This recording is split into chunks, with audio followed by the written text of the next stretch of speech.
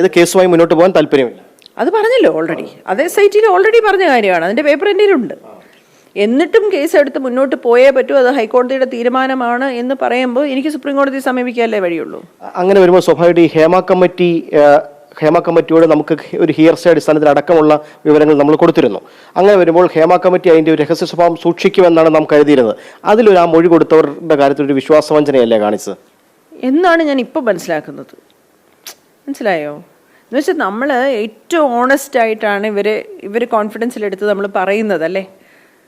അപ്പോൾ അതിനകത്ത് എൻ്റെ പേര് പറയാം.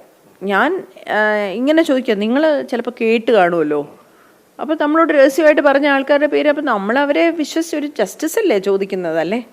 അപ്പോൾ അത് നമ്മളൊരു പഠനത്തിന് വേണ്ടി, കമ്മീഷനൊന്നും അല്ലല്ലോ, കമ്മിറ്റി അല്ലേ. അപ്പോൾ നമ്മൾ പഠനത്തിന് വേണ്ടി പറഞ്ഞ കാര്യമാണ്. അതിൽ FIR ആയിരിക്കുന്നു. അവരുടെ ജീവിതം, അവർ ഇപ്പോൾ ഏത് സാഹചര്യത്തിലാണ് അവർ വർഷങ്ങൾക്ക് ശേഷം അവർ വാങ്ങിച്ച് വേറെ തരത്തിൽ ജീവിക്കുന്ന ആൾക്കാരെയൊക്കെ ഞാൻ കാരണം പെടുത്തി എന്നൊക്കെ വന്നാൽ അതൊക്കെ വലിയ പ്രശ്നമല്ലേ. പക്ഷെ അപ്പോഴും പൊതുസമൂഹത്തിന് മുമ്പിൽ നിന്നൊരു ചോദ്യമുണ്ട്. കാരണം ഈ WCC അടക്കമുള്ളവയാണ് വലിയ തോതിലുള്ള ഇത്തരത്തിലുള്ള ഈ നടി ആക്രമിച്ചതിന് ശേഷം ഉള്ള സംഭവത്തിന് ശേഷം ശക്തമായി രംഗത്ത് വരികയും ഈ ഹേമ കമ്മിറ്റി പോലും നിലവിൽ വന്നത് WCC അടക്കം സ്വീകരിച്ച നിലപാടുകളുടെ പശ്ചാത്തലത്തിലാണ്. തങ്ങൾക്കുണ്ടായ അനുഭവം അല്ലെങ്കിൽ ദുരനുഭവം അടക്കമുള്ളവ ഉണ്ട് എന്ന് തുറന്നു പറഞ്ഞിട്ടോ അതിൽ നിയമ നടപടിയുമായി മുന്നോട്ട് പോകാൻ എന്തുകൊണ്ടാണ് പലരും ഭയക്കുന്നതെന്നാണ് മനസ്സിലാക്കുന്നത്. എന്നെ സംബന്ധിച്ച് ഞാൻ പറയാനേ പറ്റൂ. എനിക്ക് ബാക്കിയുള്ളവരുടെ നിയമ നടപടിയെക്കുറിച്ച് അറിയില്ല. എനിക്ക് നിയമ നടപടി എൻ്റെ ജീവിതത്തിൽ അത് പിന്നീട് ഹോണ്ട് ചെയ്ത ഒരു കാര്യമല്ല. പ്രൊഡക്ഷൻ പ്ലാൻ ചെയ്ത് പെടുത്തിയതല്ല. മനസ്സിലായോ? ഒരു ഷോട്ടിൽ ഒരാൾ ആ ഒരു നിമിഷത്തിൽ കയറി ആക്രമിച്ചതാണ്. അതിനകത്ത് പ്രൊഡ്യൂസറിന്, പ്രൊഡക്ഷൻ കൺട്രോളറിന്, ഡയറക്ടറിന് ഒന്നും തന്നെ ഒരു ബന്ധവുമില്ല. പക്ഷെ അയാൾ നിയമത്തിന് മുമ്പിൽ വരേണ്ടതല്ലേ? അതിനെക്കാട്ടി അയാളെ നിയമത്തിന് മുമ്പിൽ കൊണ്ടുവരാൻ വേണ്ടിയിട്ട് ഇത്രയും പേരെ ഉപദ്രവിക്കുകയാണെങ്കിൽ അയാൾ നിയമത്തിന് മുമ്പിൽ വരണ്ട. എന്നെ ഇത്രയും വർഷം അയാൾ എൻ്റെ സിനിമ ജീവിതത്തിലില്ല, അയാളെ ഞാൻ പിന്നെ കണ്ടിട്ടില്ല, എനിക്ക് അയാളെ അറിഞ്ഞുകൂടാ, അയാൾ എവിടാന്ന് പോലും എനിക്ക് അറിഞ്ഞുകൂടാ.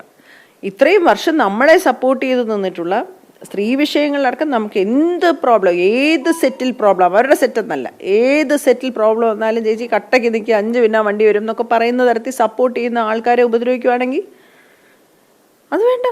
എനിക്ക് അങ്ങനത്തെ നീതി വേണ്ട. എന്തായാലും ഇതിൽ നാം ഇപ്പോൾ ആവശ്യപ്പെട്ടിരിക്കുന്നത്, സുപ്രീം കോടതി പറഞ്ഞിരിക്കുന്നത്, എൻ്റെ അനുവാദമില്ലാതെ അല്ലെങ്കിൽ ഞാൻ ഒരു കേസുമായി മുന്നോട്ട് പോകാൻ താല്പര്യപ്പെടാതെ എടുത്ത കേസ് അത് ക്വാഷ് ചെയ്ത് പോകാൻ അനുവദിക്കണം. അതാണ് ഞാൻ പറഞ്ഞിരിക്കുന്നത്. അതെനിക്ക് 100% എൻ്റെ അഭിപ്രായമാണ്. ഇത് വലിയ ധർമ്മസങ്കടമായിപ്പോയി. കാരണം നമുക്കൊരു വേദന അനുഭവിച്ചു, അതിനെക്കാട്ടി വലിയ വേദനയാണ് ഇപ്പോൾ നമ്മൾ അനുഭവിച്ചുകൊണ്ടിരിക്കുന്നത്. ഞാൻ പറയുന്നത് മനസ്സിലായോ? കാരണം ഇന്നസെൻ്റ് ആയിട്ടുള്ള ആൾക്കാരെ കേരളം പോലൊരു സമൂഹത്തിൽ ഹരസ് ചെയ്ത ആൾക്കാരായിട്ട് മുദ്ര കുത്താൻ ഞാൻ കാരണമായി എന്ന് പറയുന്നതിനപ്പുറം എനിക്കൊരു വേദനയില്ല. ഒപ്പം തന്നെ ഈ നമ്മൾ ഹിയർസേ അടിസ്ഥാനത്തിൽ കൊടുത്ത വിവരങ്ങളുടെ പശ്ചാത്തലത്തിൽ പോലും FIR ഇടുന്നത്, അത് കേട്ടുകേൾവിയുടെ മാത്രം അടിസ്ഥാനത്തിൽ ഇടുന്നത് ശരിയല്ല. ഒട്ടും ശരിയല്ലല്ലോ. അതെന്താണത്?